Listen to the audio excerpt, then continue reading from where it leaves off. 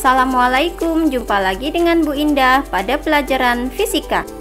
Anak-anak, pada pertemuan hari ini kita masih melanjutkan materi bab 4, yaitu tentang kinematika gerak. Untuk fisika SMA kelas 10.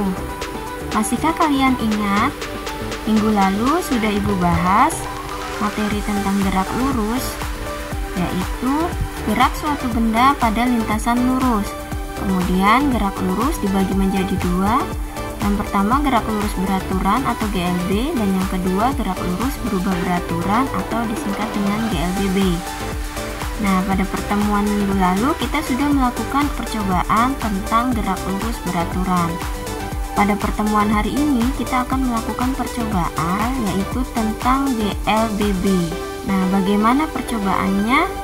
Kalian perhatikan uji kerja 2 sebagai berikut.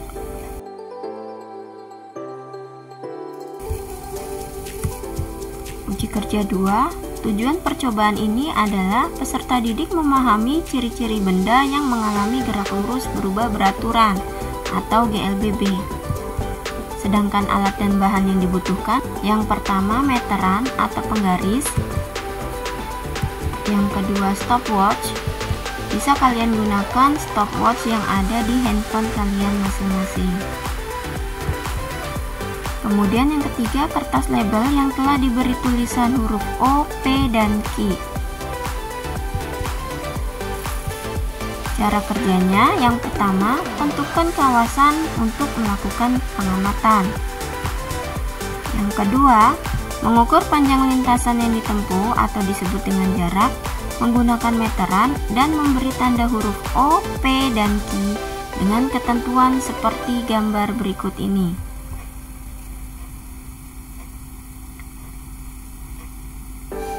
Langkah yang ketiga, berlari-lari kecil dari titik O ke titik P sejauh 2 meter sambil memegang stopwatch.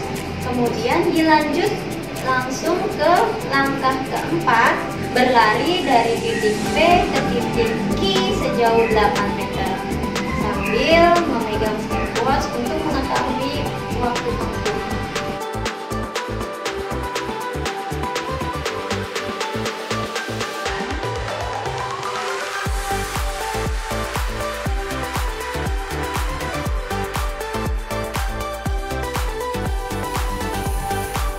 Setelah melakukan percobaan, hasilnya kita catat pada tabel pengamatan sebagai berikut.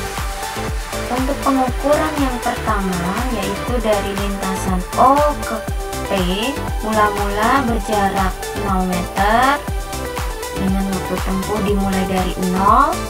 Kemudian di titik P sejauh 2 meter, waktu yang diperoleh selama 3 sekon. Sehingga kita dapat menghitung kecepatannya. Kecepatan yang pertama yaitu X1 dibagi T1, X1 nya 0 dibagi dengan T1 nya 0, 0 dibagi 0 hasilnya 0 meter per sekon. Kemudian yang V2, maka X2 dibagi T2, X2 nya 2, kemudian T2 nya 3 sekon.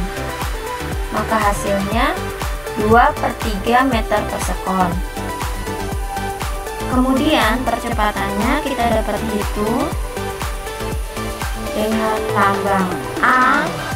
Rumusnya yaitu delta V dibagi delta T.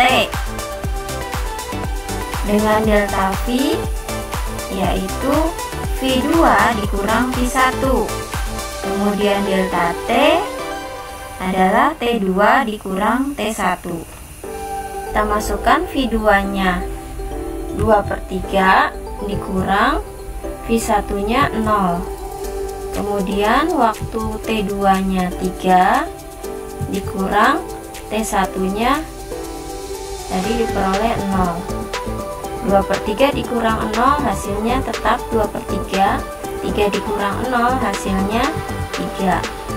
2/3 dibagi 3 hasilnya 0,2 meter per sekon kuadrat. Kemudian untuk pengukuran yang kedua, Kita perhatikan tadi pada lintasan P ke Q. P tadi diperoleh jaraknya 2 meter. Kita masukkan pada jarak yang pertama 2 meter, kemudian waktunya sudah diperoleh tadi, maka kita masukkan ke waktu awal pengukuran kedua 3 sekon. Maka V1 nya sama dengan X1 dibagi T1, X1 nya 2, T1 nya 3, hasilnya 2/3 meter per sekon. Nah, setelah berlari-lari kecil pada lintasan P ke Q, diperoleh di titik Q sejauh 8 meter tadi ya. Waktu yang ditempuh selama 6 sekon. Kita masukkan untuk menghitung V2, yaitu X2 dibagi T2, X2 nya 8, T2 nya 6. 8 dibagi 6 kita perkecil, sama-sama dibagi 2. 8 dibagi 2 4, kemudian 6 dibagi 2 hasilnya 3, jadi 4/3. Nah, kita bisa hitung percepatannya. A sama dengan V2 dikurang V1 dibagi T2 dikurang T1. V2 nya diperoleh 4/3 dikurang V1 nya 2/3. Kemudian T2 nya tadi 6 dikurang T1 nya 3. 4/3 dikurang 2/3 hasilnya 4 dikurang 2 itu 2, sedangkan penyebutnya tetap ya kalau di pecahan, jadi 2/3. 6 dikurang 3 itu 3. Sama ya dengan pengukuran yang pertama, 2/3 dibagi 3, ini juga 2/3 dibagi 3, maka hasilnya pun tetap 0,2. Nah, kita bisa gambarkan grafik hubungan kecepatan terhadap waktu. Tadi yang pertama 0, kemudian kecepatan berikutnya adalah 2/3, kecepatan V2 pada percobaan 2 yaitu 4/3. Nah, 2/3 naik menjadi 4/3, maka naik 2 kali lipat ya. 2 kali 2 4. Nah, kalian bisa perkirakan kira-kira kecepatan berikutnya berapa? 4 dikali 2 kali lipatnya, maka 8/3. Nah, 2/3 tadi waktu tempuhnya selama 3 sekon, kemudian yang 4/3 waktu tempuhnya 6 sekon. Naik juga ini ya 2, maka waktu tempuhnya dikali 2, 6 dikali 2 itu 12. Maka kalau digambarkan grafiknya,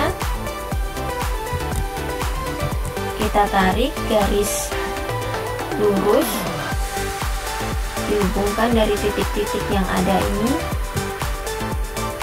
Nah, seperti ini. Kemudian grafik hubungan percepatan terhadap waktu. Beda ya, ini hubungan kecepatan, sedangkan yang ini hubungan percepatan. Kalau percepatan, maka di sini lambangnya adalah A. Waktunya tadi diperoleh 3, sama dengan grafik sebelahnya 6 dan 12. Nah, percepatannya tadi sama ya, diperoleh percepatannya tetap yaitu sebesar 0,2. Kita tarik garis lurusnya seperti ini grafiknya.